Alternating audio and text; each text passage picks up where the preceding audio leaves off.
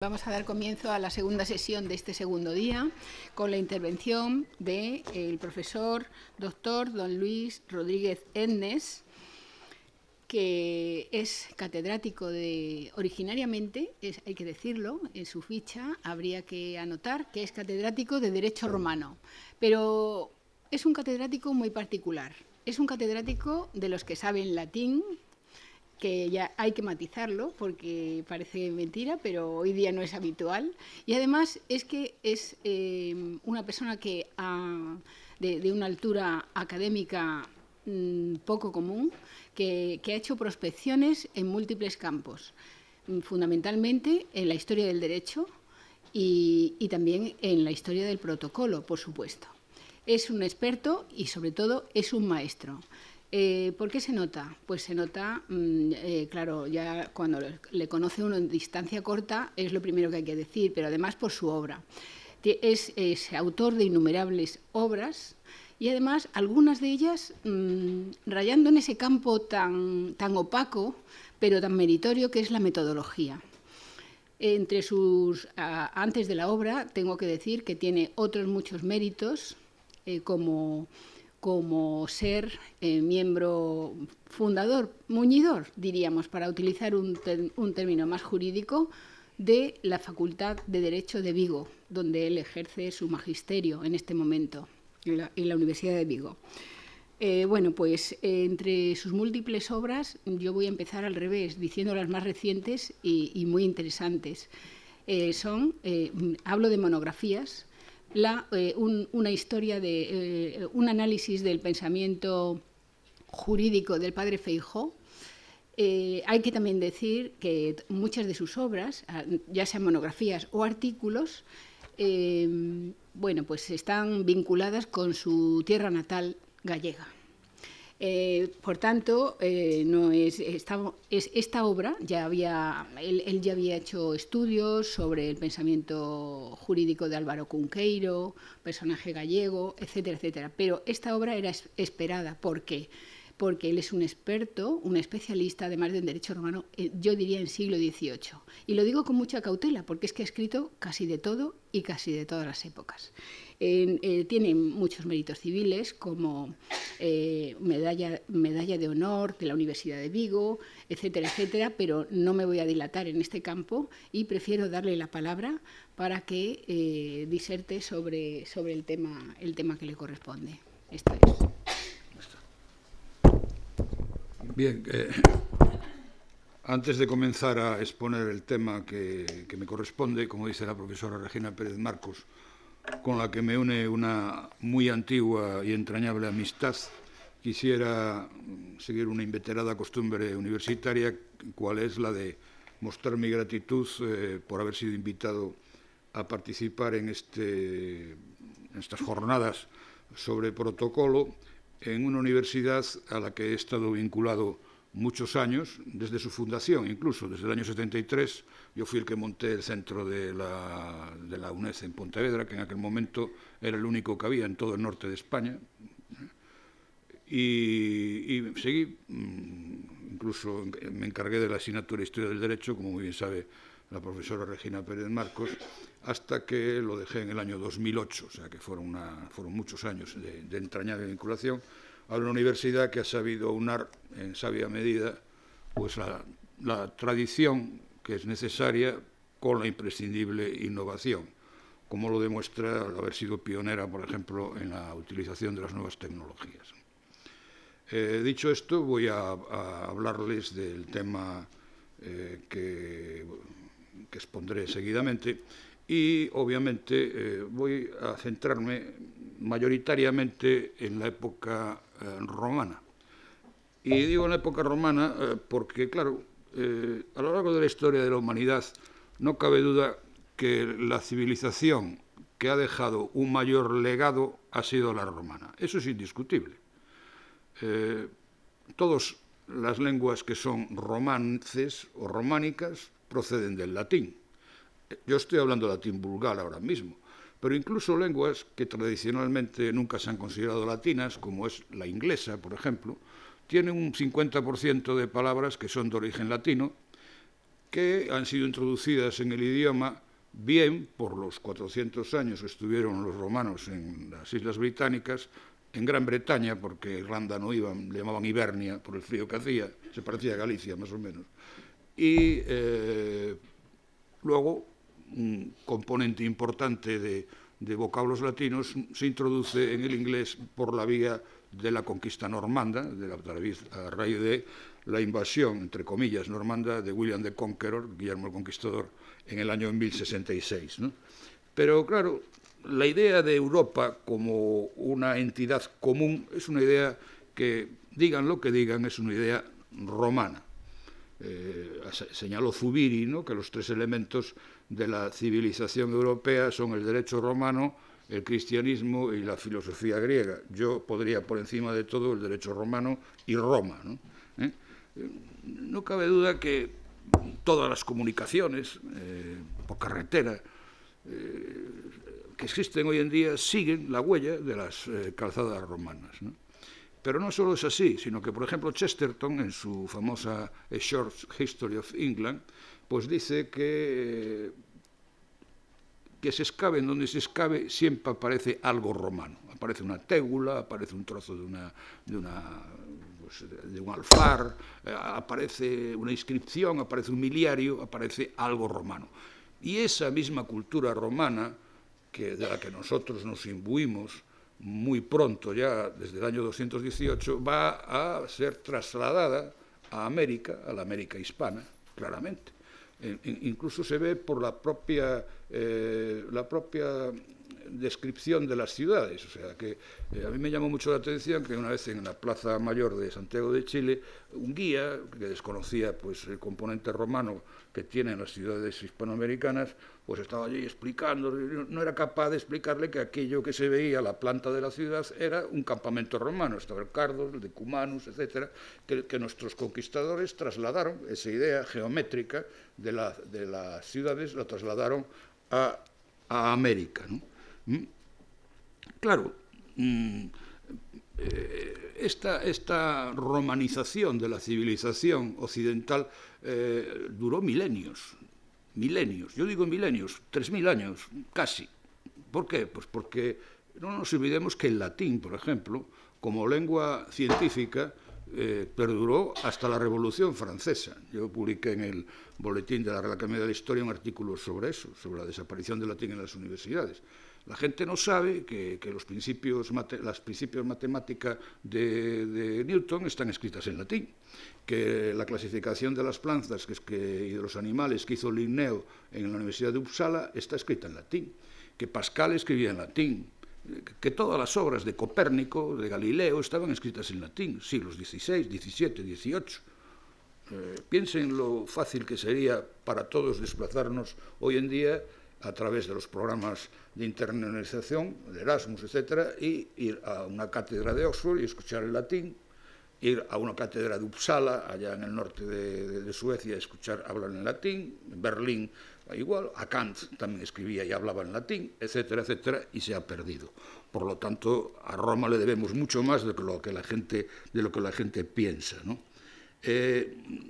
Claro, el tema que tenemos que hablar es del protocolo. Siempre ha existido protocolo, o sea, siempre.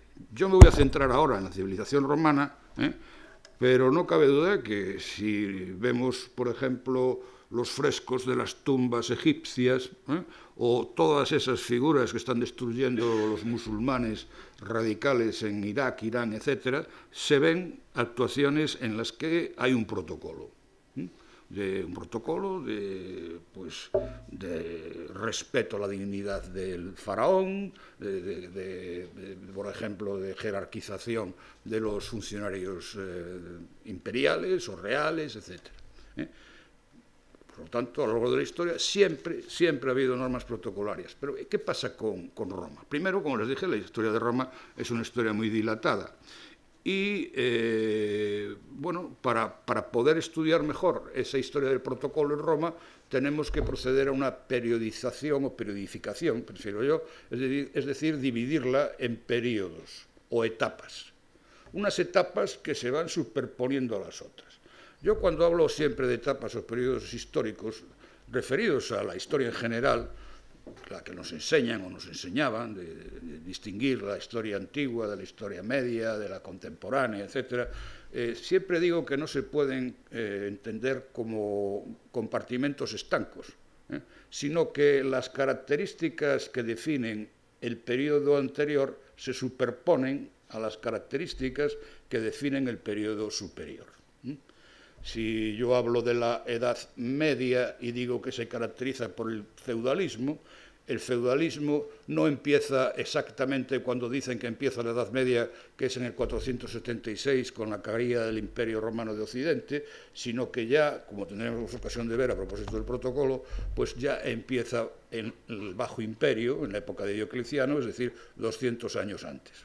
Si yo hablo de por ejemplo, la Edad Moderna como la época del Renacimiento, la época del antropocentrismo, que queda tan bien dibujado en ese diseño de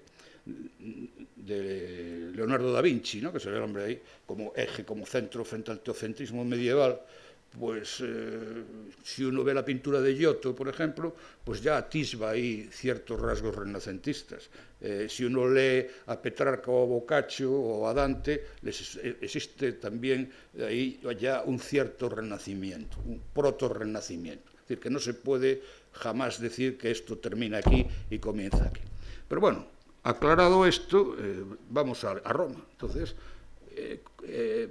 se suele dividir la historia de Roma en el periodo arcaico, que coincide con la monarquía, luego el periodo republicano y después viene la época del Principado de Augusto, el Bajo Imperio, que se va a llamar dominado por una serie de razones que vamos a ver, y luego hablaré también algo del Imperio Bizantino, que tiene muchísima importancia, sobre todo a través del libro de las ceremonias de Constantino Porfino Geneto, se llama, ¿no?, algo así, un emperador del siglo X, ¿no? Por lo que respecta a la época arcaica, bueno, la época arcaica, todo lo que es el arcaísmo en materia histórica está siempre entreverado de aspectos verídicos o constatables y también de aspectos legendarios, ¿no? Y no cabe duda que la historia de Roma nace, dice Varrón, que en el 700, lo que equivale al 753 a.C. Los romanos obviamente databan a Urbe Condita, como se titula la famosa obra monumental de Tito Livio, y por lo tanto para los romanos el 753 nuestro antes de Cristo, como Cristo nuevo no existía, pues sería el 1 de Roma, y el día 1 nuestro, el año 1 nuestro es el 753 a Urbe Condita. Pero, bueno, es una fecha muy exacta, ¿no? Bueno, se va basando ahí en libros, tal, no sé qué, una serie de cosas, unos fastos capitolinos, etcétera. Pero a veces lo que parece leyenda tiene algo de verdad. Es decir, la historia de Rómulo y Remo, pues esto ya es una historia que viene por vía indoeuropea, no me voy a meter yo en la veracidad de la loba capitolina, etcétera, etcétera, todo eso me parece legendario. Por supuesto que es legendario todo lo que se cuenta en la Eneida, que es el libro mágico de la historia romana, de buscar un entronque con Grecia. Ellos les pasa como a los americanos con los británicos, que consideran que la nobleza viene de Grecia, y que todo lo que verdaderamente hace grande a Roma pues tiene su origen en Grecia. Y ahí viene pues toda la idea de que Eneas era un héroe troyano que se vino por el Mediterráneo, llegó ahí, fundó la ciudad. Muchas historias que, repito, consideran a Grecia como el pedigrí romano, ¿no? Y que eso ha sido muy criticado, por ejemplo, por los alemanes, a partir de Hegel, por ejemplo, pues en los siglos XIX, XVIII, XIX, fundamentalmente en el XIX, Goethe también lo critica, que desprecian al mundo latino y consideran que el mundo verdaderamente científico, serio, es el mundo griego, y que los latinos, los romanos, eran una especie de monos, decía el padre Feijó, lo decía además, de monos de imitación de los griegos, ¿no? Pero en esta época arcaica, decía que el 753 esa fecha, sin embargo, curiosamente, excavaciones que se hicieron en el Capitolino de Roma, no hace muchos años, en los años 90 del siglo pasado, pues demuestran que los primeros pobladores de la ciudad de Roma fueron de esa época.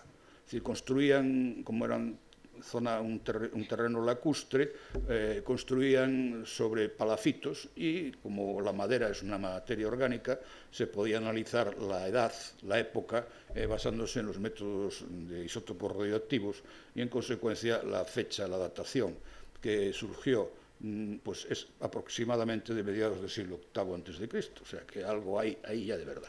Lo que ya es una cosa totalmente absurda es lo de la monarquía. Obviamente la monarquía existió, porque era la forma más antigua de gobierno, la monarquía, mucho más que la república, ¿no? Pero claro, se habla de los 7 reyes de Roma, ¿no? El número 7 es un número cabalístico, y aquí los historiadores lo saben muy bien.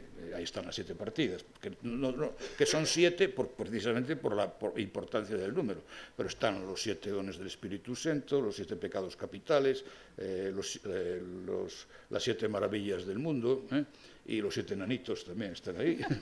En fin, que es un número, como ve, un número que tiene unas connotaciones metahistóricas, por supuesto. No sabemos, no hay testimonios escritos, ¿no?, de esta época, ninguno.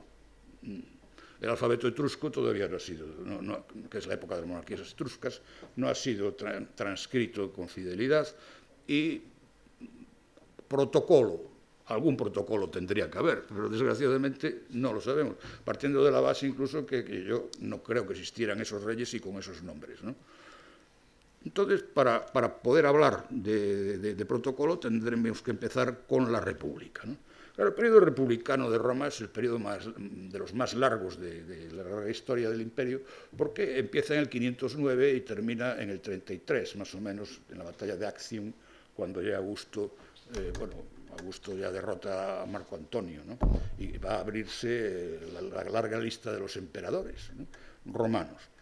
Y en este periodo republicano no nos olvidemos que la República es cierto que nace de una guerra civil, de una serie de luchas, de revueltas entre la clase dominante, que eran los llamados patricios, y los plebeyos.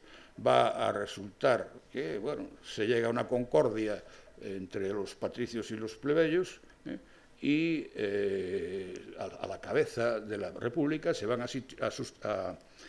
a fijar como magistrados supremos 2 cónsules. La República va a descansar sobre 3 fuerzas fundamentales: una fuerza autocrática, que son las magistraturas, una fuerza aristocrática, que es el Senado, y una fuerza democrática, entre comillas, lo digo siempre, que son las asambleas populares. Protocolariamente no había un protocolo rígido como lo va a haber después en las épocas imperiales. Lo único que manifestaba el poder de los cónsules eran los lictores, es decir, que desde el punto de vista de la proximidad o distanciamiento entre los magistrados y el pueblo, el símbolo del poder eran los lictores, las fasces y los lictores. Cuanto más lictores tenía un magistrado, más importancia tenía. Y eso era algo que verdaderamente impresionaba a los ciudadanos. Es decir, llevaban, sí, unas togas de magistrados, si iban con el imperium militiae, pues la coraza correspondiente, el uniforme, etcétera, pero no existía ninguna corte en especial, ni existían dignatarios dignos, o sea, dignatarios en el sentido de cortesanos, como va a haber después, ni siquiera había una guardia personal. La guardia personal precisamente son los lictores, que el dictador, que era un magistrado extraordinario que se elegía en épocas de crisis para la República y que solo podía estar en el poder como máximo 6 meses, el dictador llevaba 24 lictores. Luego venía en importancia los cónsules, llevaban 12 lictores cada uno, y los pretores 6 lictores cada uno. Los lictores portaban las fasces, de ahí viene la palabra fascismo. Y no se olviden que el escudo, por ejemplo, de los Estados, bueno, el escudo del Ministerio Fiscal en España es un fascio, el escudo de la Guardia Civil lleva también el fascio, el escudo de la República Francesa también lleva un fascio, el escudo del Senado americano de los Estados Unidos también lleva otro fascio, etc.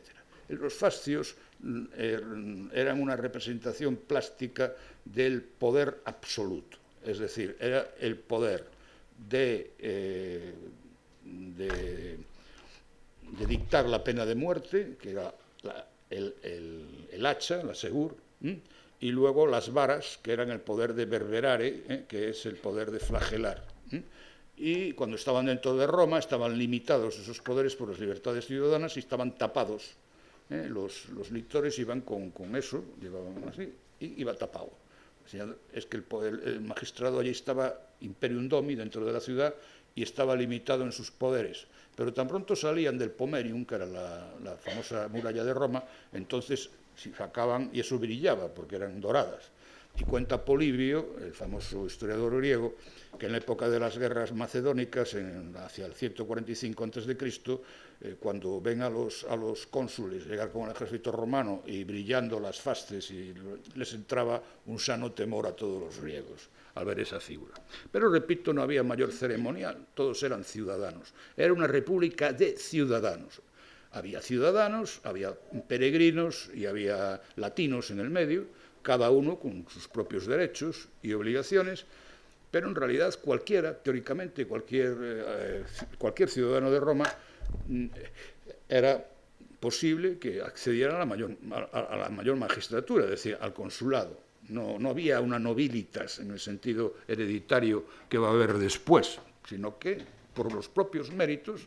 Cicerón, por ejemplo, llegó a cónsul en el 63 y era darpino, de una familia, pequeños propietarios agrícolas, y que llegó al consulado por su habilidad oratoria.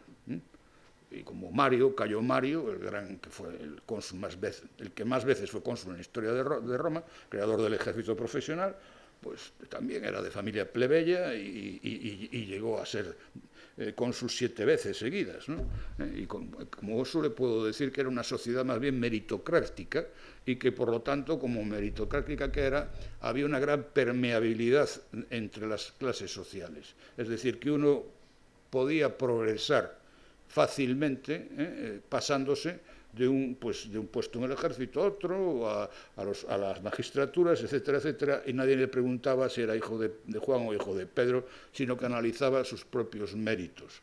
Y eso, claro, esa idea repugna a la idea de distanciamiento, de adoración canina, etcétera, que ellos, los romanos, despreciaban mucho, sobre todo a medida que fueron conquistando el Oriente. Es decir, cuando las tropas romanas ya, desde la época por ejemplo, de Pompeyo Magno, ¿no?, penetran ya claramente en la zona de Anatolia, y empiezan a tener contacto con las monarquías orientales, donde se llamaba Basileus, y se practicaba la oración, lo que se llamaba la adoración canina, ¿no?, que es eso de meterse el incienso, el distanciamiento, la divinización de los reyes, todas esas cosas a ellos les repugnaban.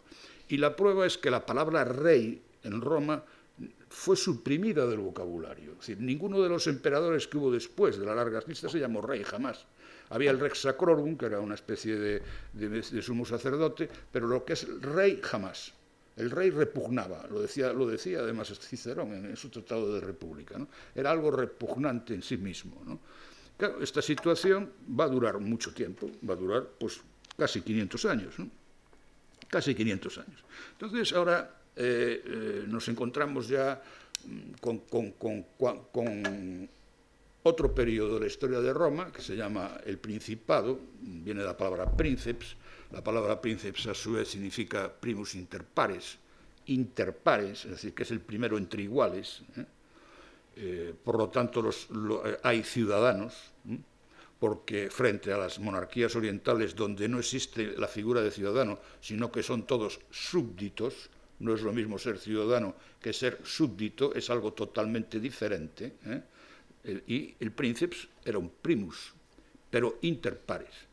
Y Augusto va a ser el primero de la larga serie de emperadores, pero él se va a llamar Princeps, exactamente igual. Y hay dos conceptos ahí que conviene aclarar. Uno es el concepto de autoridad y otro es el concepto de potestad, que lo utilizan los políticos en nuestro país con gran ligereza y no tienen ni idea de lo que significa. La autoritas significa el saber socialmente reconocido y la potestad significa el poder socialmente reconocido. Una persona puede tener autoritas y ninguna potestas, y a su vez puede tener potestas y ninguna autoritas, porque la autoritas la confiere la sociedad, es el prestigio, y ese prestigio solo lo adquiere una persona a título individual, por sus propios méritos.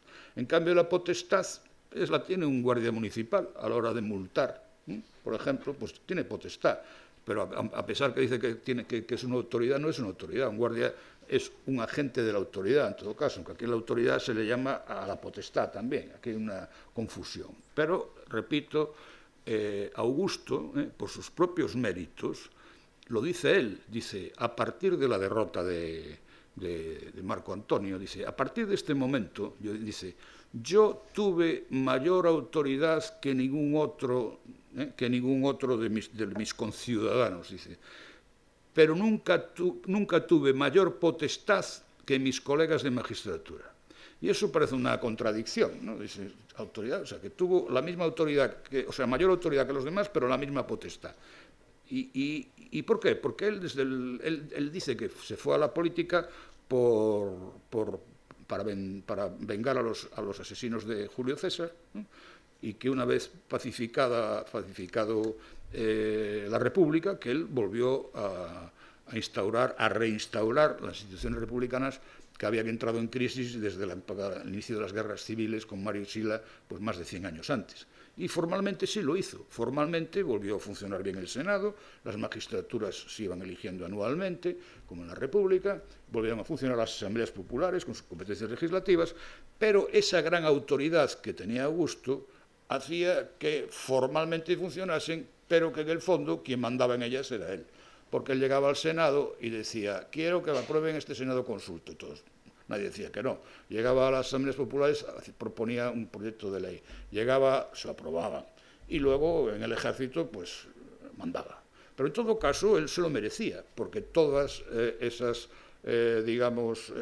autoritas, él se la había ganado.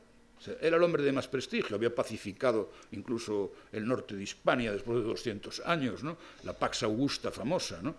Había pacificado el país, había restaurado las instituciones y por eso él era un hombre con prestigio.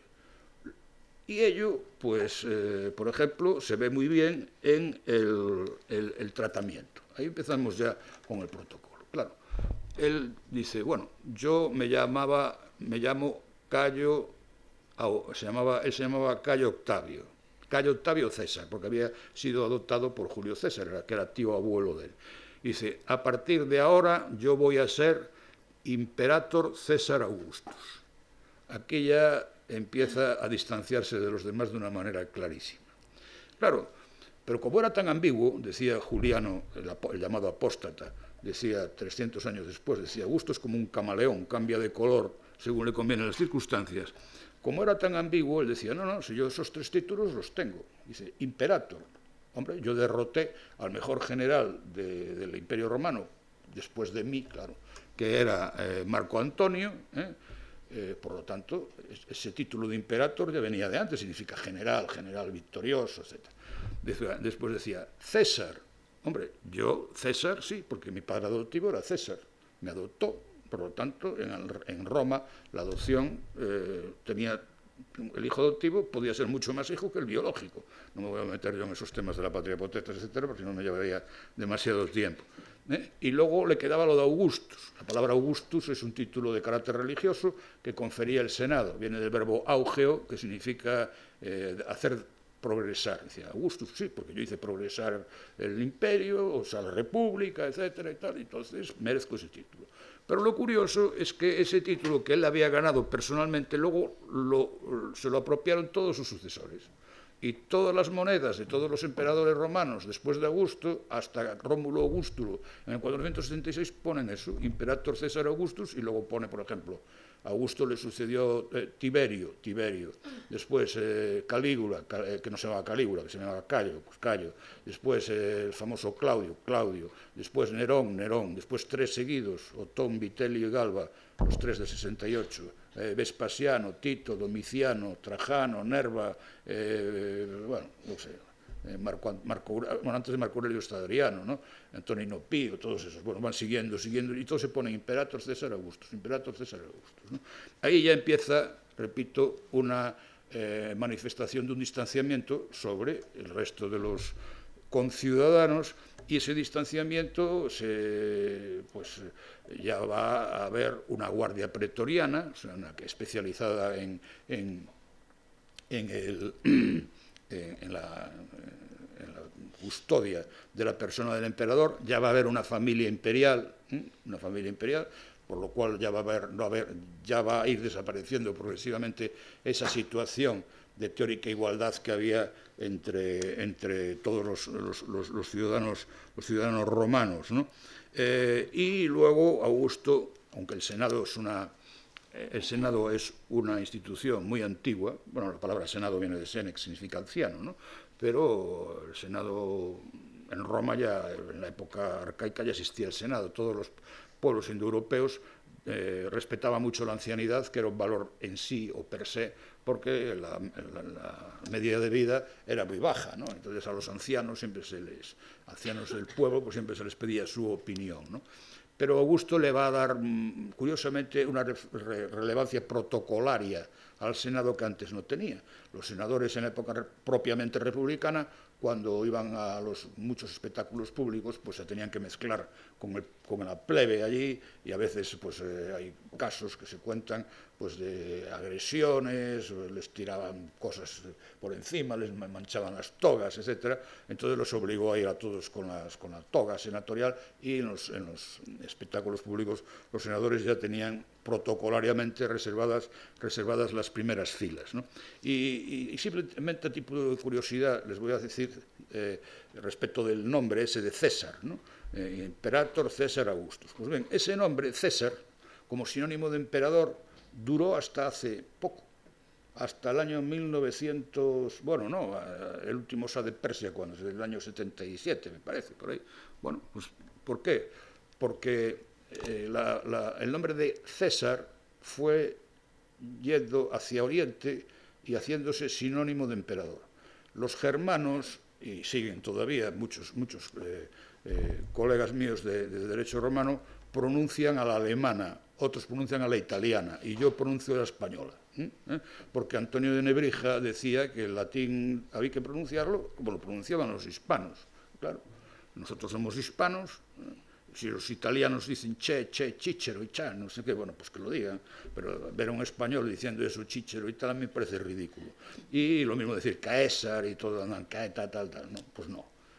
Pero claro, en Germania decían Caesar, y de ahí de Caesar viene Kaiser, Kaiser, que es el emperador de Alemania.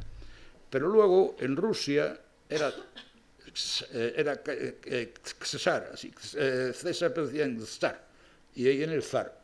Y en Persia viene Shah. O sea que la misma palabra César va dando todo eso hasta llegar allá.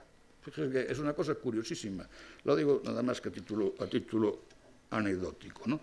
Y este protocolo, por ejemplo, con respecto a los senadores, se va a trasladar también a las colonias y municipios, ¿no? Roma era una civilización urbana. La civilización romana es una civilización típicamente urbana frente a la civilización germana, que es una civilización rural. Y eso se ve en el hábitat, por ejemplo. Los que somos latinos seguimos viviendo en casas de pisos. Los germanos viven todos en casas individuales. Cuando el famoso Tácito, Cayo Cornelio Tácito, escribe Germania, su famosa Germania, entonces él habla de cómo los germanos tenían sus casitas con un pequeño jardincito alrededor, igual que ahora más o menos. Y se reían de los romanos porque decía que vivían como las abejas, en colmenas, todos allí, todos metidos y tal. Y nos pasa igual con los cementerios. O sea, a mí los cementerios latinos me horrorizan. O sea, en cambio, sí me gustan los cementerios germánicos, con las hierbas, las ardillas por allí y todas estas cosas frente al barroquismo que hay aquí en los países latinos, ¿no? Y como ellos consideraban que el modelo de ciudad, la URSS por excelencia, era Roma, entonces trasladan la organización romana a los municipios. Y hay allí igual una asamblea municipal que sería, por ejemplo, pues una fotocopia a tamaño reducido del Senado romano. Hay los 2 magistrados superiores también, que sería una fotocopia del cónsul, los prefectos que hacían como pretores, etc. Y en los teatros, y se ve, por ejemplo, en la última legislación municipal romana que apareció no hace mucho, que es la Lex Irnitana, pues se ve, que es una copia de la Lex Flavia Municipalis, pues ahí se ve perfectamente cómo en los teatros también tenían, en Mérida, en Itálica, tenían sus asientos reservados protocolariamente todas estas autoridades. Bueno. Y el Bajo Imperio. ¿Qué ocurre con el Bajo Imperio? Llevo 35 minutos. El Bajo Imperio es una época de decadencia, evidentemente, y tiene lugar, pues, a partir, sobre todo, de un emperador de origen africano que se llamaba Septimius Severus, o Septimius Severo, ¿no? Septimius Severo había sido educado ya en África, en la África proconsular, que es lo que equivale ahora, pues, a toda esta zona. Libia, por ejemplo, él nació cerca de Cartago, pero bueno, Libia, Egipto, toda esa zona para los romanos era Oriente. Y claro, él ya fue educado en unos valores que no eran los valores estrictamente cívicos, en los que eran educados los habitantes de Italia y de Roma, de respeto a la cosa pública, incluso eso del respeto a la autoridad, etcétera, sino pues en los valores orientales, que son unos valores mucho en los que, por ejemplo, pues no prima precisamente la fidelidad a la palabra dada, la fides, que es la característica fundamental del derecho romano, incluso de la civilización romana. Es decir, yo doy la palabra y la palabra genera una obligación en sentido técnico-jurídico. La compraventa, por ejemplo, el hecho de que el comprador y el vendedor se pongan de acuerdo respecto de la cosa y el precio, estando la cosa en el Líbano y el precio se paga en Londinum, en Londres, eso solamente se explica en una civilización que respete la palabra. Pero es que los griegos, por ejemplo, y toda la gente de Oriente no la respetaba y sigue sin respetarla.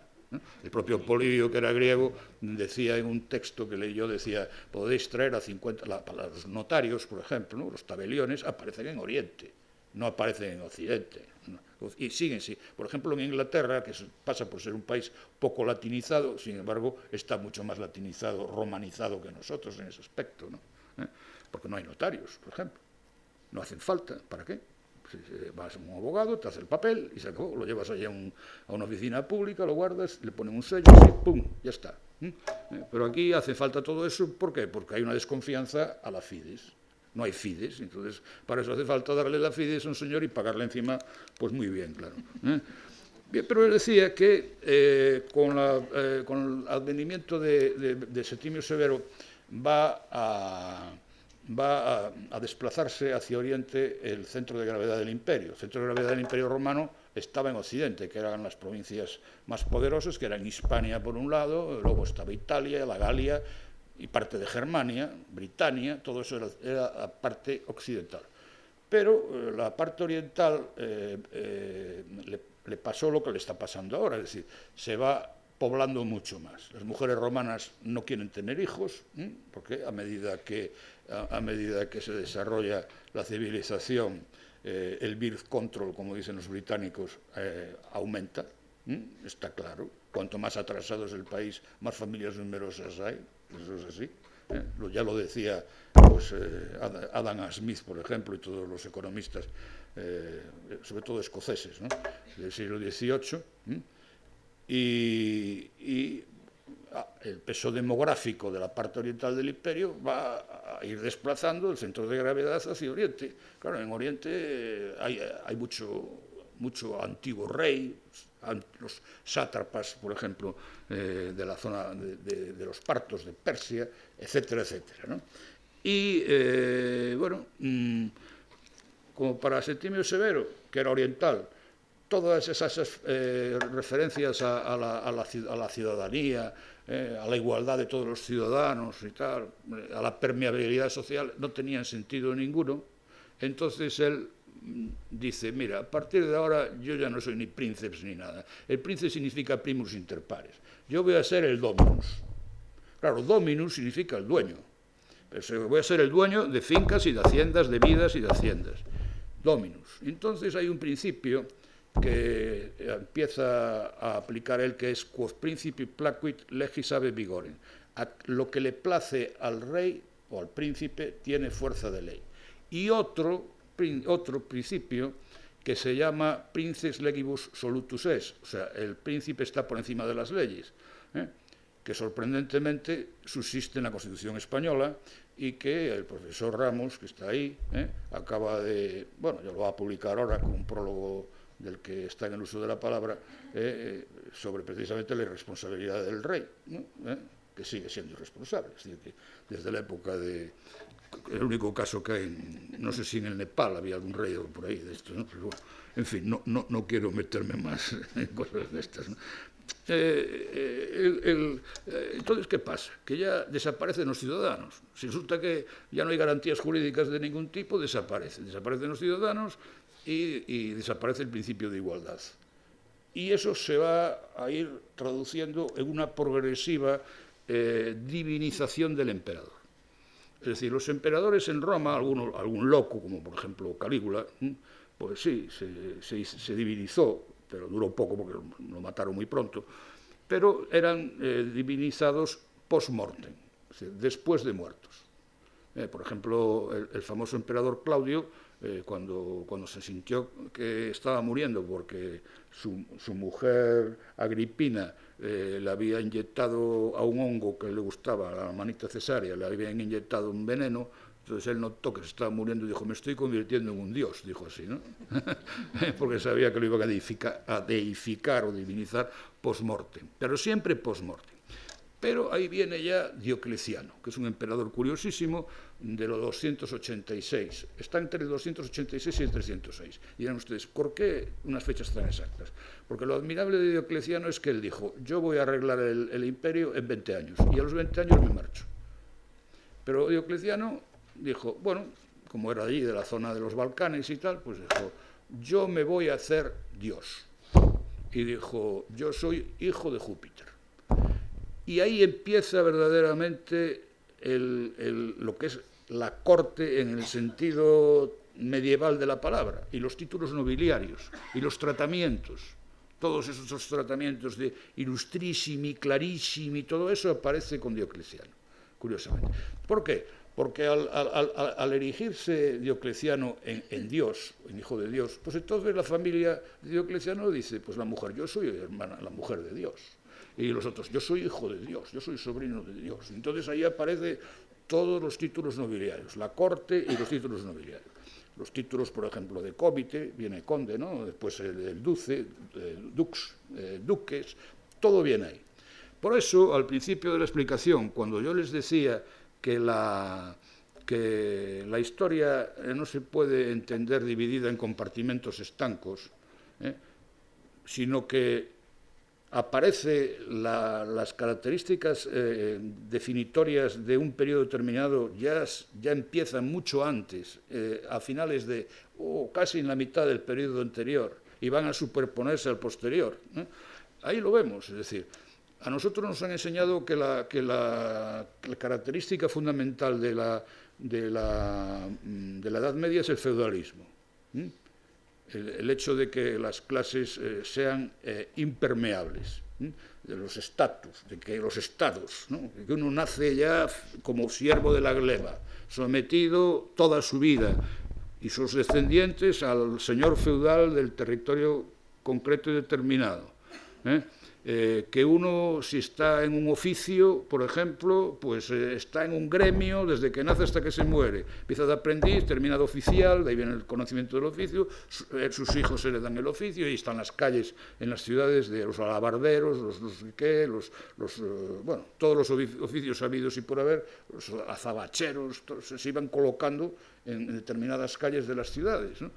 Pero ¿eso qué significa? Significa que la decisión de Diocleciano fue la que abrió a la Edad Media, porque dejó de ser la sociedad romana una sociedad permeable, una sociedad de mérito, capacidad, una sociedad en que cualquiera podía llegar a cualquier puesto, hasta emperador podía, y se convirtió en una sociedad feudal, una sociedad que estaba dividida en compartimentos estancos que eran tan cerrados, que no se podía, uno estaba condenado toda la vida a permanecer en ese estatus, y eso empieza, ya les digo, nada más y nada menos que con Diocleciano, y va a generar una crisis económica tremenda, porque ustedes piensen que si en un país determinado uno está condenado a ser un paria toda la vida, imagínense la India, por ejemplo, de la época colonial,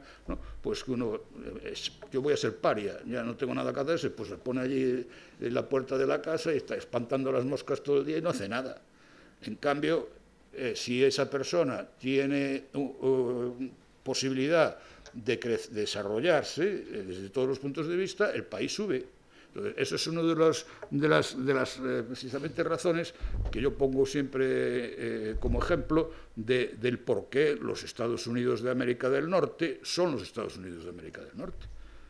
¿Por qué? Porque cuando hablamos, este feudalismo da lugar al ancien régime, que le llaman los franceses, ¿no? El antiguo régimen. Pero ese antiguo régimen no va a terminar hasta finales del XVIII.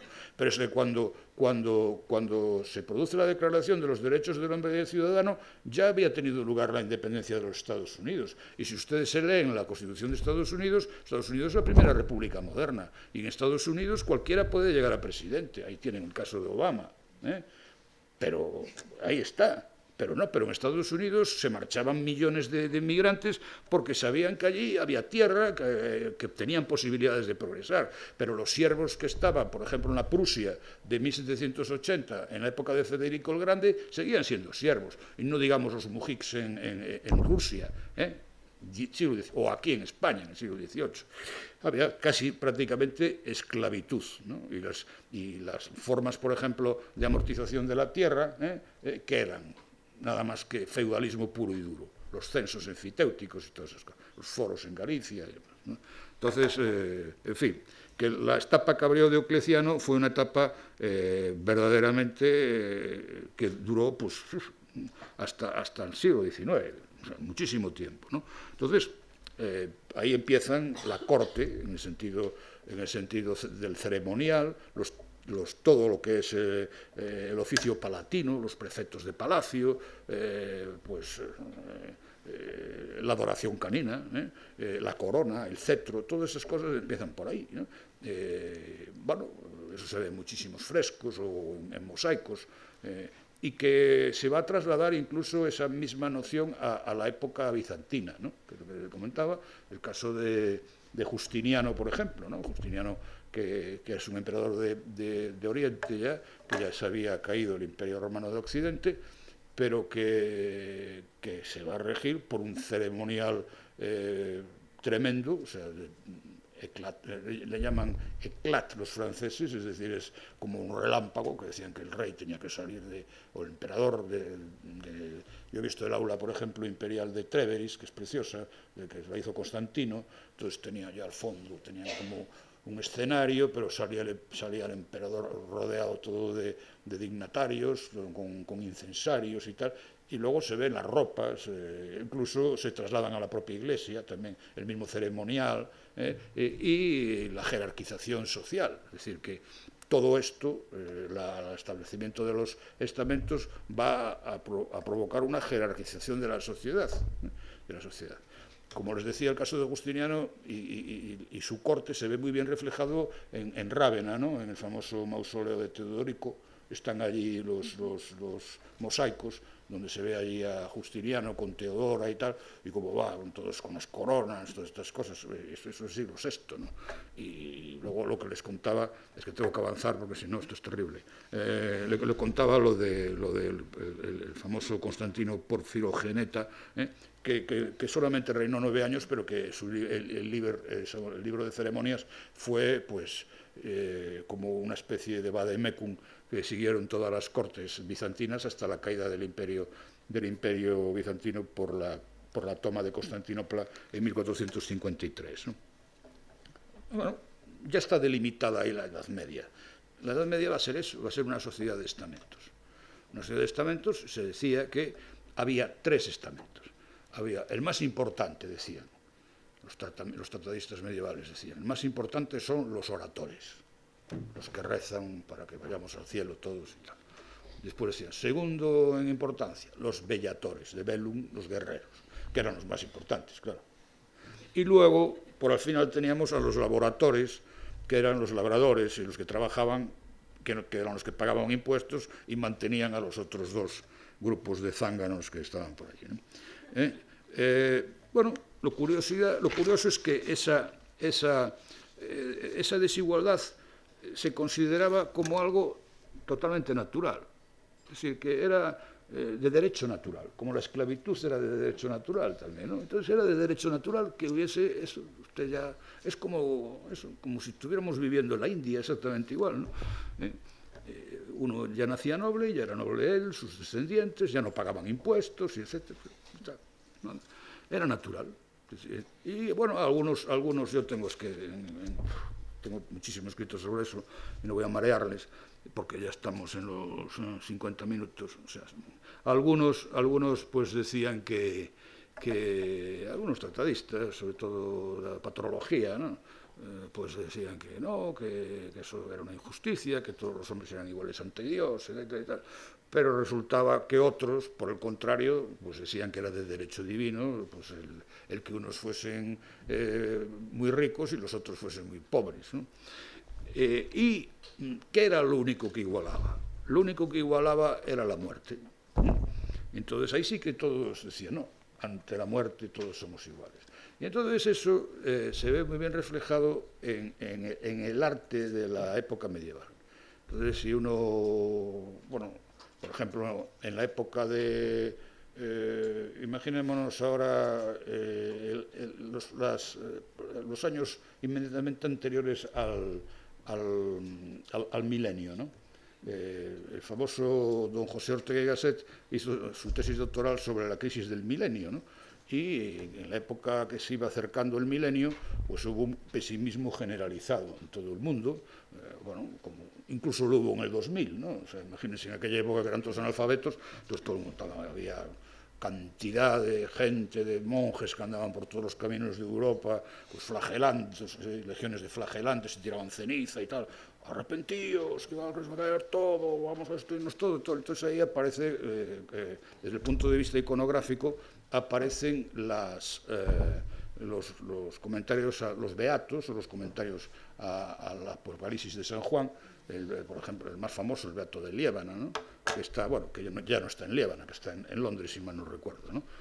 Pero bueno, el día 31 de diciembre de 1999, pues a las 12 de la noche, pues no pasó nada. Entonces, como no pasó nada, pues se produjo un optimismo generalizado al revés. O sea, se empezaron a crear las ciudades del norte de Italia, etc. Bueno, eso es otro tema que tiene también mucha importancia en la recepción del derecho romano, en todo eso, que bueno, no puedo llegar a tanto, ¿no? Pero cuando hay otra época de crisis fue la peste negra en 1348, ¿no? Murió un porcentaje de la población inmenso. Bueno, pues entonces ahí ya hay más testimonios de tipo pictórico, ¿no? Entonces se ve la danza de la muerte. Entonces se ve a la muerte con siempre un esqueleto, con una guadaña, y detrás pues van papas, obispos, reyes, nobles, todo el mundo va detrás. Entonces eso era, no, todos somos iguales ante la muerte.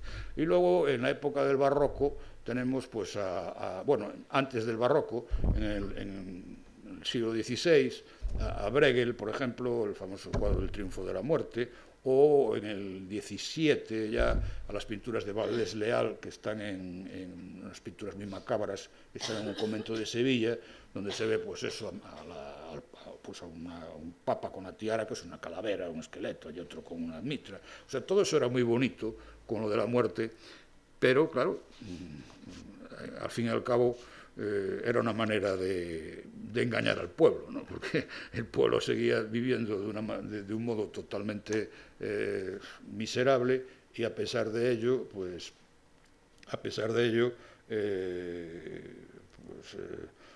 lo único que le consolaba era que, como todos somos iguales ante la muerte, y si uno es muy bueno, pues después tendrá el cielo, etc.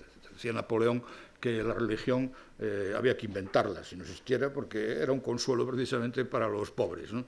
Y como era muy listo, en 1801 firmó un concordato con la Santa Sede, ¿no? En la Edad Media se desarrolla, y ya con esto voy a terminar, se desarrolla el protocolo, sobre todo de una manera, digamos, tal como fue establecida en España, y en el imperio de los Habsburgos, en el imperio austríaco, que pasaron a lo largo de la Edad Moderna y a lo largo de la Edad Media, incluso de la Edad Contemporánea, pues por ser las cortes más puntillosas en materia protocolaria. Y todo viene de Carlos el Temerario, que era el bisabuelo de Carlos V, y que, bueno, hay muchas crónicas que yo recojo en un trabajo mío sobre esto, ¿no? Del uso borgoñón o el uso de Borgoña, que Borgoña era un ducado, teóricamente pertenecía a Francia, pero claro, en realidad le pagaba un vasallaje pequeño al rey de Francia, pero los duques de Borgoña tenían más poder que el propio rey de Francia, ¿no? Y Carlos el Temerario, bisabuelo de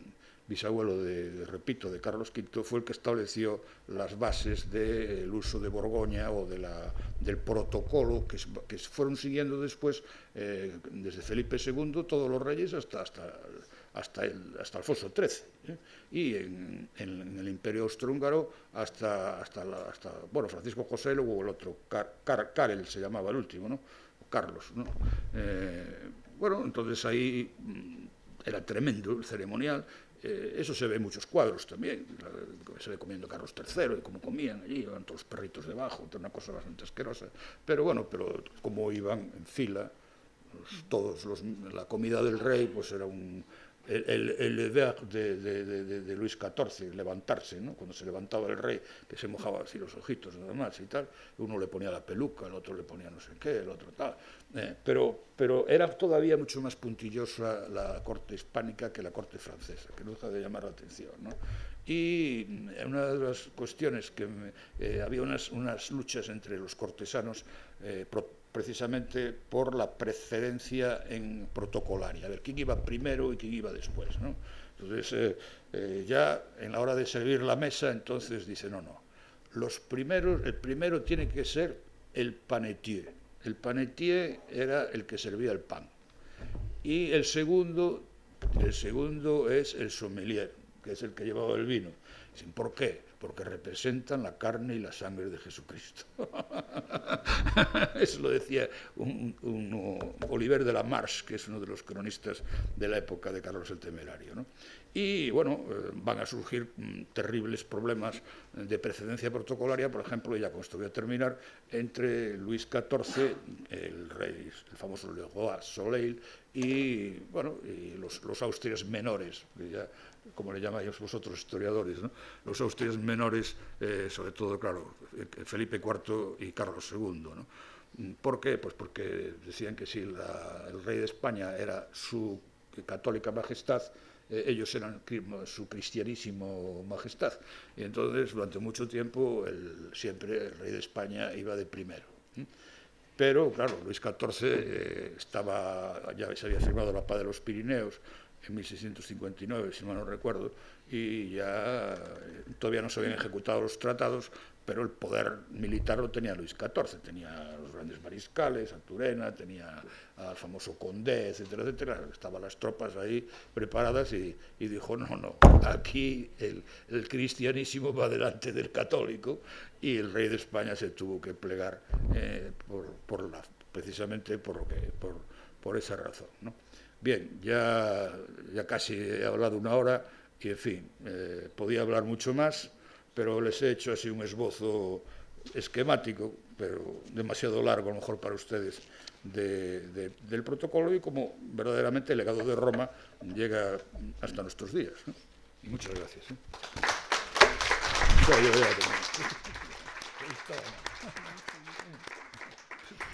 Bueno, muchas gracias al profesor Luis Rodríguez Endés, que nos ha dado una magistral clase de historia del protocolo. Y bueno, voy a abrir el coloquio, que sin duda va a ser un coloquio interesante. Tienen la palabra. Profesor Ramos. Que no la va a soltar. No, pero Ramos lo pidió antes. Bueno, yo soy un modesto discípulo del profesor Rodríguez Endés. Yo mañana les voy a hablar también de Roma desde una perspectiva más modesta, de lo que ha quedado en nosotros de Roma, en el agasajo y en el discurso ceremonial.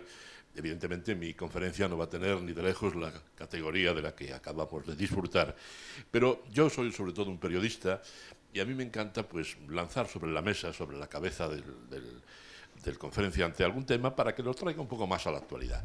Recientemente, en mi segunda tesis doctoral en Derecho, que él dirigió, pues yo había descubierto un documento en el que José María Pemán explicaba por qué Juan Carlos de Borbón es sucesor de Franco y no de su padre.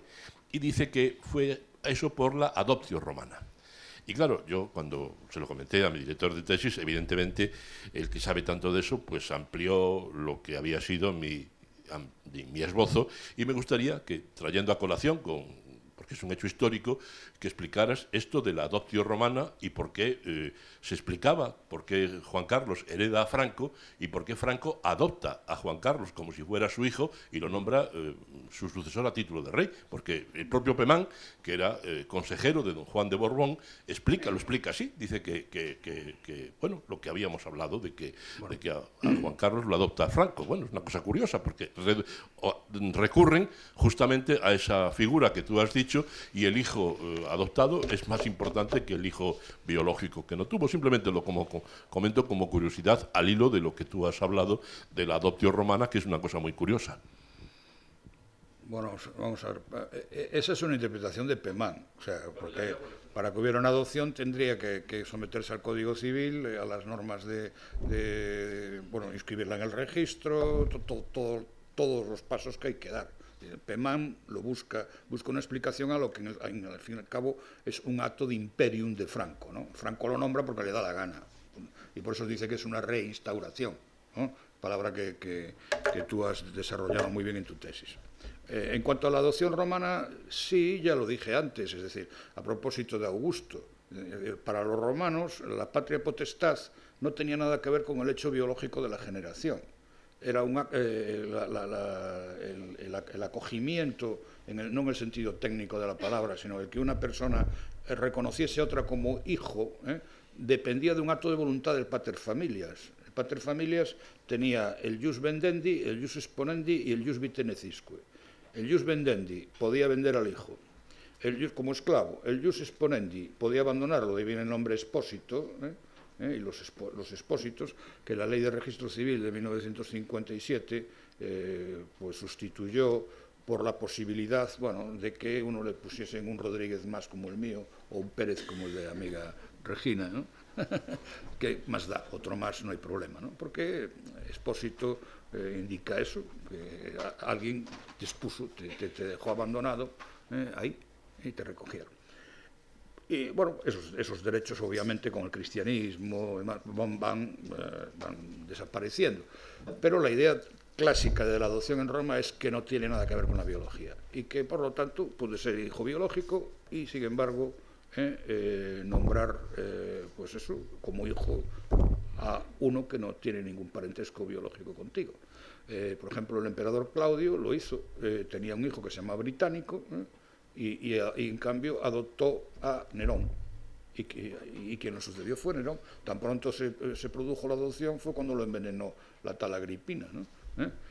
Pero es así, es decir que en el caso de Franco pues no, sería totalmente absurdo que aplicase la adopción. Además en esa época la ley de adopción en España en los años 70, yo hice la tesis sobre la adopción y en esos años también, y no tenía en cuenta para nada estas aplicaciones de tipo político y los efectos que producía la ley, que es una ley que hizo básicamente Blas Piñar, el famoso notario de Madrid, los efectos que producía pues no eran como los que debería haber producido, es decir, era pues eso, seguía todavía manteniéndose, si había familia por la sangre, no se rompían los vínculos totalmente como ahora con la familia por la sangre, sino que seguían habiendo vínculos, y, en fin, era muy distinta, ¿no? Yo creo que eso es un artificio retórico de Pemán para justificar lo que yo digo en el prólogo de lo que va a ser tu libro, la legitimidad de origen. Es decir, yo creo que en el caso de la monarquía española lo único que cabe sería una legitimidad de ejercicio, si verdaderamente el nuevo rey se comporta como debe, pero no hay legitimidad de origen, claramente, porque el principio dinástico es un principio consustancial a la idea monárquica. Se rompe el tracto sucesivo, ¿no? Claramente ahí. Entonces, pues no hay. Entonces, para crear una legitimidad de origen, se dice, no, aquí el origen es en una adopción. Bueno, pues no. No hay papeles. Muy bien. A ver, gracias. querida colega, a ver. Ella tiene voz potente, no hay problema. Sí, bueno, muchísimas gracias, querido catedrático, querido amigo Luis Rodríguez Endés, por esa maravillosa visión de 26 siglos casi condensados en una píldora, pero que nos pone de manifiesto, que era lo que yo pensaba, que por lo que iba a intervenir Fernando, pero he visto que no, que no era por ahí, el carácter del protocolo como manifestación de poder.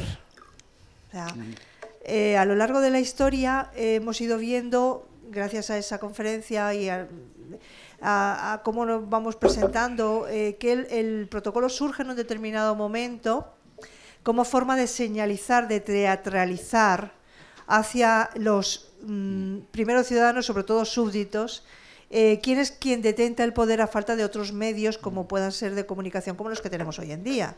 Es decir, la única forma de señalar dónde reside el poder es utilizando unos atributos, utilizando unos títulos, utilizando una determinada simbología, utilizando una determinada etiqueta y un revestimiento y un ornato característico de otras épocas. Entonces, todo esto a mí me enlaza, voy a intentar no hacer una ponencia paralela, pero sí que quiero saber un poco la opinión del doctor Endés y sobre todo pues, de los colegas que están presentes. Esto supone una aproximación nefasta o una vinculación nefasta a lo que tiene que ser el protocolo hoy en día. Me explico. Yo parto de las consideraciones de Álvaro Dors, distinguiendo entre protestas y autoritas. Y mi convencimiento más aférrimo es que, bueno, ayer lo hablábamos en la cena, todas las sociedades, incluso las más meritocráticas y las más abiertas y más republicanas, tienen protocolo. Existe una conciencia social de que el protocolo es elitista, de que el protocolo separa, de que el protocolo está basado sobre todo en la honorabilidad, honorificencia, ¿no? Y está basado en esa vinculación entre lo que es el protocolo como imagen del poder, que es la trayectoria que ha venido desempeñando el protocolo a lo largo de la historia. Mi convencimiento es que, bueno, algo pasa con la llegada del constitucionalismo y de la Revolución Francesa, aunque también podría hacer una ponencia paralela, que no es el caso. La cuestión es que en un momento determinado yo pienso que en España el paso decisivo empieza, aunque camuflado con las Cortes de Cádiz, como bien ha dicho el doctor Endés, es a partir de Alfonso XIII, cuando superaremos ese protocolo de corte para instaurar un protocolo de Estado. Lo que no hemos cambiado es el chip. Y seguimos con el chip puesto de que el protocolo es una manifestación de poder. Entonces, yo retomo otra vez la premisa, que es la diferenciación entre potestas y autoritas de Álvaro Dors. Entonces, recientemente en unas jornadas de Orense yo reivindicaba el papel del protocolo como manifestación de autoridad en una sociedad igualitaria, que además lo dice nuestro Real Decreto de Precedencias, es decir, que las precedencias están establecidas sola y exclusivamente para los actos oficiales y no suponen en modo alguno el que las personas detenten una condición superior. Somos todos iguales, pero también es preciso el qui sum quique tribuere, es decir, el, que es una máxima más bien financiera, el dar a cada uno los suyos. Y si una persona meritocráticamente accede a unos determinados tratamientos, ahora se ha hablado también de la supresión o reivindicación de los tratamientos, si una persona accede a unos determinados tratamientos, no porque sea duque o conde, que eso sí que es un concepto totalmente desfasado y del antiguo régimen, ¿no?, sino por el reconocimiento de una determinada autoritas, para esa persona, o una determinada autoritas, ya sé que a nuestros políticos moralmente no se les puede reclamar esa autoritas, pero si nosotros empecemos a cambiar el chip hacia que el protocolo lo que nos representa es la manifestación de la autoridad, es decir, quién está honorablemente capacitado por una representación de los ciudadanos, más o menos, y digo, saltando la premisa de que nuestros políticos hoy en día, por desgracia, no nos representan como debieran, como pasaba en las sociedades romanas republicanas, donde el principio meritorio era la base. No sé, mi pregunta era sobre eso, si no deberíamos cambiar ese concepto de protocolo manifestación de poder por el de protocolo manifestación de autoridad, aunque para ello lo primero tendríamos es que a nuestros políticos cambiarles y constituirles o erigirles en autoridades, es decir, que las personas verdaderamente tuvieran el poder, no específicamente por detentar el ejercicio del cargo, sino por el haber sido elegidos en función de un determinado mérito y capacidad. Bueno, vamos a ver, eso ya diste una conferencia sobre el tema, ¿no? Pero vamos a ver, vamos a empezar desde el principio, ¿no? Aquí, por ejemplo, yo en un trabajo menciono a un estudioso alemán del protocolo del siglo XVIII que se llamaba Lüning. Y Lüning publicó entre 1719 y 1720 una obra que se llama Theatrum Ceremoniale. Está dicho todo. Era un teatro. Basta con ver, por ejemplo, incluso hay una película que es magnífica, que se llama La Pasión del Rey, que es una película francesa en la que se trata muy bien la figura de Luis XIV en relación con la música, pero luego se ve, claro, la música como acompaña las apariciones del rey en público. Y entonces se utilizan las palabras, por ejemplo, Bossuet, que fue el confesor del rey. Tenía muchísimos, porque como pecaba mucho, tenía uno para la mañana. Cuando pecaba con una por la mañana, pues ya tenía uno que le daba la solución, y por la noche tenía otro. Bossuet era uno de ellos, ¿no? Pero Bossuet era un hombre que era un gran orador y utilizaba una expresión que tiene que ver con el teatro ceremonial, y es que decía que la aparición del rey debe ser éclatante et magnifique. Dice, para que los pueblos le respeten. Entonces, eso de éclat, la palabra éclat, yo sé francés, pero no soy. Hay otros idiomas que conozco mucho mejor, pero bueno, o sea, si mi pronunciación no es muy buena, lo siento. Pero éclat significa relámpago. Sí, éclatant, sí. No, ya, pero digo que yo no soy un especialista en francés, o sea, hablo mejor el inglés que el francés, lo siento, ¿no? Excuse-moi. Pero bueno, dicho esto era en el antiguo régimen. Claro, como muy bien dijiste, a partir de la aparición del Estado Constitucional, pues el protocolo tiene que cambiar de sentido. Ya no, el presidente de la República no tiene que ser éclatante, magnifique, allí en la puerta del Elíseo y con rayos y truenos y todo, como salía Luis XV y la música de Lully de fondo, ¿no? Sino que, pero necesita también una representación pública que muestre a la generalidad del pueblo que él es el primer ciudadano de Francia. Y no puede hacer como el de Uruguay, lo siento. El de Uruguay, lo vi yo en Buenos Aires, por allí por la calle Italia, que yo daba pena ver aquello, ¿no? O sea, ni tanto ni tampoco, ni ser Luis XIV, ni ser un paria de la sociedad. Y hay un protocolo republicano. ¿Cómo que no lo hay? Claro que lo hay. Ahora, yo sigo pensando que en todo caso eso de buscar, sería lo ideal, que la jerarquía protocolar, porque en el protocolo siempre hay una jerarquía, y esa jerarquía, desgraciadamente, se establece sobre la base de la potestas y no sobre la base de la autoritas. porque el presidente de las Cortes puede ser un perfecto... ¿Cuántos presidentes de comunidades autónomas hay? O Monedero, o no, ¿cómo se llama Monedero? No, el Maduro, no es la primera autoridad del país. Menudo autoritas que tiene Maduro, ¿no? Como eso te puedo contar 100.000 casos. Protocolo tiene que haberlo. ¿Por qué? Pues porque hay que marcar la posición que tiene uno como servidor público, pero que es la sociedad está jerarquizada, sigue estando jerarquizada, entonces no puede mezclarse todo el mundo con todo el mundo. Pero claro, buscar la autoritas como única manifestación de la primacía es que es muy difícil, porque la autoritas la concede el pueblo.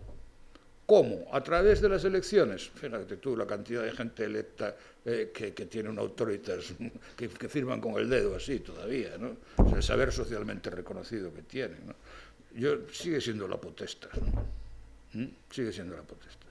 Porque ¿a quién pones? A los premios Nobel los pones allí delante de los otros. No, siempre te pondrán un senador delante. En Estados Unidos, por ejemplo, que hay muchos premios Nobel, los senadores dentro de lo que es la primacía protocolaria están, después del presidente, están los senadores, antes que los secretarios de Estado y compañía. Un senador en Estados Unidos para un avión, o sea, eso me lo hicieron a mí una vez.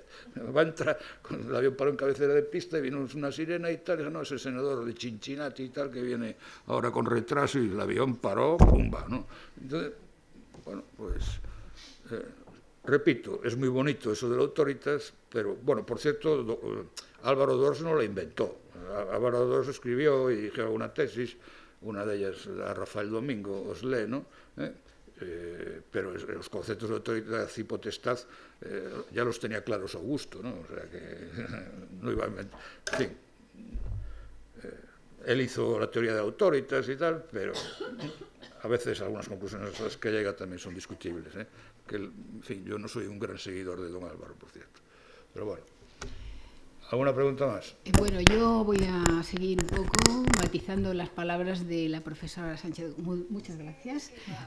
Claro, yo lo que la tengo que decir, que está en la mente de todos, es que si ayer en la ponencia del mapa institucional y cómo se desarrolló no hubiera estado atendiendo a los ponentes, pues habría oído precisamente eso, que hoy nuestro protocolo se fundamenta en esa idea, y en el decreto de precedencias se basa en el día a día de los tres poderes, de cada uno de los tres poderes se basa en la prevalencia de los casos, de los cargos elegidos frente a los cargos designados. O sea, menos mal que esa idea eso está claro, desde luego.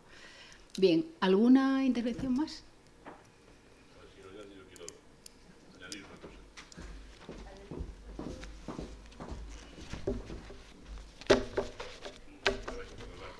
Personalice. Yo comparto con el profesor Rodríguez Endés dos pasiones, que son Roma y la Revolución Francesa. Y quiero contar una anécdota aquí de protocolo francés. Hace unos años, un amigo mío, periodista americano, me contó que en un acto en la Casa Blanca, el jefe de protocolo, que no sabía mucho de protocolo, le preguntó al embajador de Francia, porque los embajadores se ordenaban según la presentación de la fecha en que habían presentado las cartas credenciales, ¿no? Eso fue una cosa que inventó un portugués, porque había cierto problema con esto. Y entonces al embajador francés le dijo el jefe de protocolo de la Casa Blanca: ¿a usted le importaría ponerse en el asiento de al lado? Y el embajador francés le dijo: a mí no, pero a Francia sí. Claro, es que él representa a la nación. Y en cuanto hablabais de la popularidad de la autoritas, yo decía, me caje, mira que van a poner en el primer lugar a Belén Esteban, claro. Es que este país, bueno, hay un estudio que ha hecho no sé qué universidad sobre estos personajes, no se han atrevido a publicarlo, pero yo lo he leído, que dicen que si se presentara a las elecciones sacaría un montón de diputados. Sí. Es que es algo surrealista, pero es posible. Es decir, que Cholina, aquella en Italia, que salió eurodiputada, era una actriz porno, no era peor que esto todavía. Muy bien. Muy bien. ¿Alguna palabra más? Bueno, pues damos por terminada esta sesión y que retomaremos a las 4.